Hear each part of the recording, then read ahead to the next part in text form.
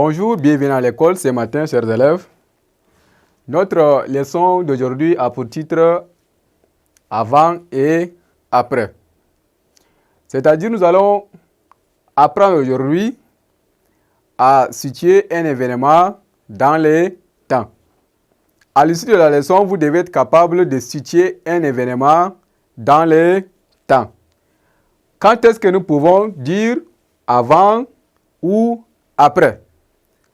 Vous voyez, comme nous avons au tableau ici, un exemple que nous avons pris pour faciliter notre compréhension. Nous avons par exemple avant et après. Alors comme vous êtes des élèves, avant de venir à l'école, vous êtes appelés à prendre d'abord votre petit déjeuner avant d'aller à l'école.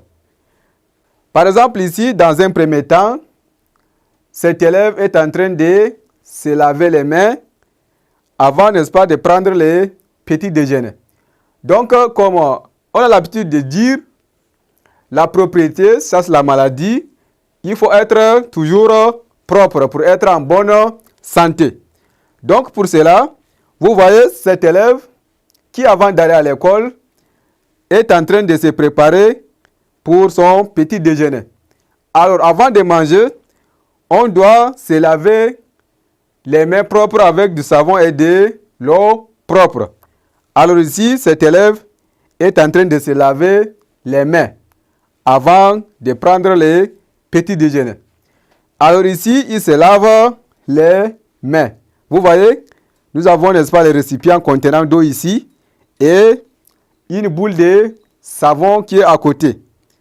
Alors, dans le deuxième cas ici, nous le voyons, il est autour de sa table. Il est en train de prendre son petit déjeuner ou manger son repas.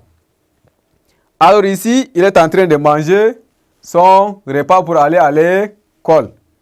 Alors, après avoir mangé son repas du matin ou son petit déjeuner, alors, dans le troisième cas, on voit, n'est-ce pas, cet élève, ou soit vous voyez cet élève muni de son ardoise et se dirige vers l'école. Alors ici, dans le premier cas ici, il se lave les mains avec de l'eau propre et du savon. Et ici, dans le deuxième cas, nous voyons cet élève en train de prendre son petit déjeuner ou de manger son repas. Alors ici, dans le troisième cas maintenant, on le voit, ou ça vous le voyez, se diriger à l'école.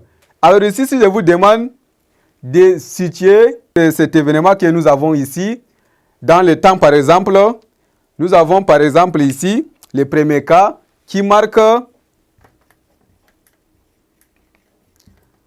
avant